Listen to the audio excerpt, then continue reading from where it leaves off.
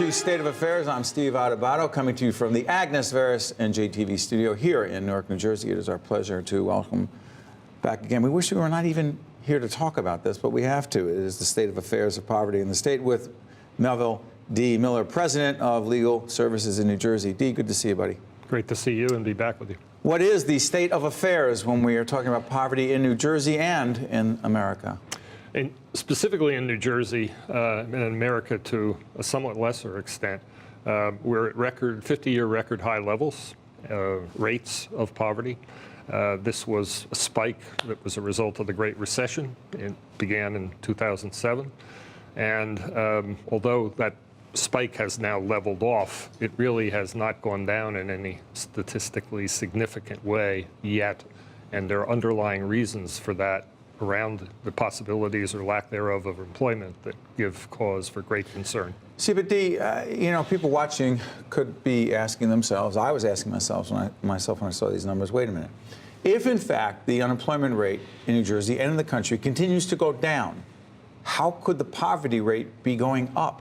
Unfortunately, the unemployment rate does not fully count those people who are not working. It sounds a little bit of a paradox, but it's a well-known fact that it only counts people who have worked within a certain period of time, basically half a year. And it also doesn't count the people who have given up and just decided that... What do you mean it doesn't count them? It literally doesn't.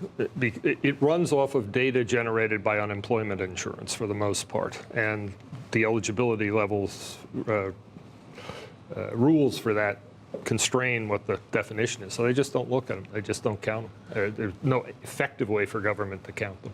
So we're doing this program in early March. President Trump addressed Congress.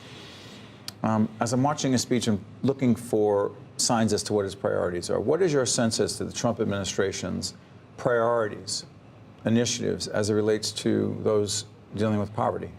It's hard to, I'm in no position to say what the administration thinks or intends, but from what we see, there's not a focus yet at all What would it poverty. look like? What they have talked about is the need to create jobs, and we have yet. Well, that's positive.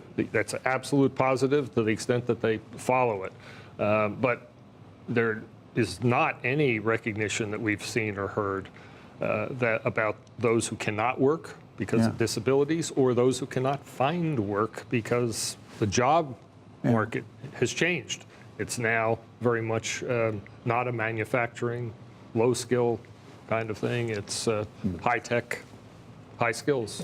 Let's talk about the legal services of New Jersey. What is it, and how is it connected to poverty?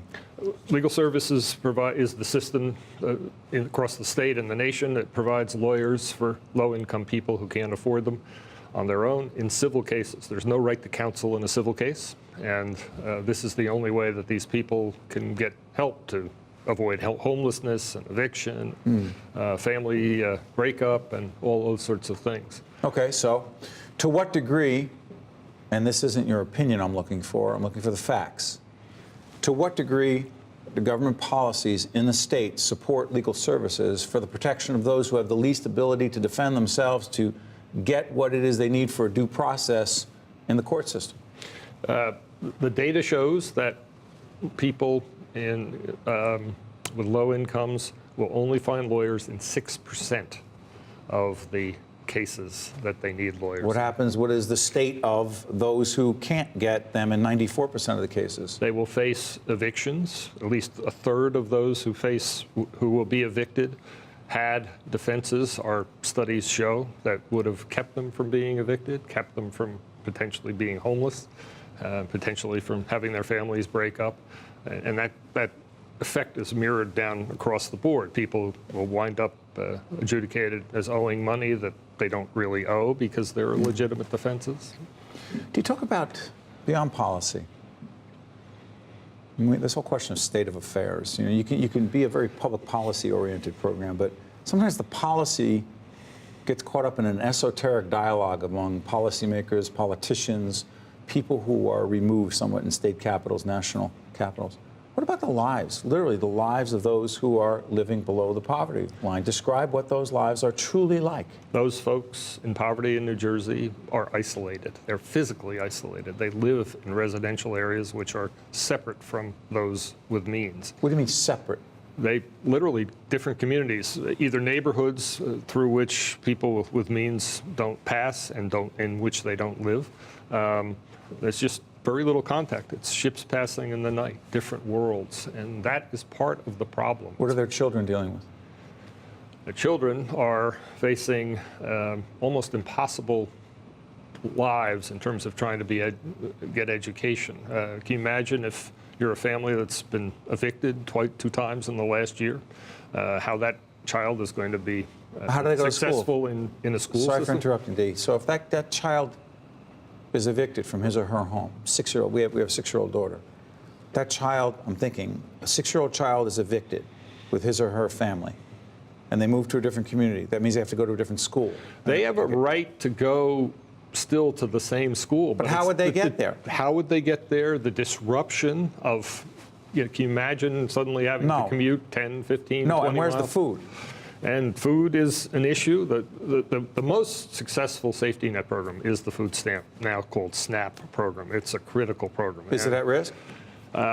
It's at risk of being block granted under the new proposals. The Trump administration argues that states should get block grants and that they should be administering those programs, not the federal government. Right. The state should figure it out. And what's wrong with that? History tells us that when safety net programs are block granted, as welfare was in 1996, the resources are absolutely capped at the federal level. It's limited, no more. So when you have a Great Recession, 2007, 2008, 2009, poverty goes through the roof, record levels. There's no more money to deal with them. You're saying that some of these children potentially are at greater risk. Some of these families are at greater risk, and they would suffer exponentially more. That's right. That's absolutely true. Dee, I ask you this every time you're with us, with my great colleague Rafael P. Roman on this program's predecessor, Capital Report. We used to talk about this all the time. Yep. I'll ask you again. To what degree do you believe, big picture, hard question, as a society, to what degree do you actually believe we really care all that much about the people you're describing?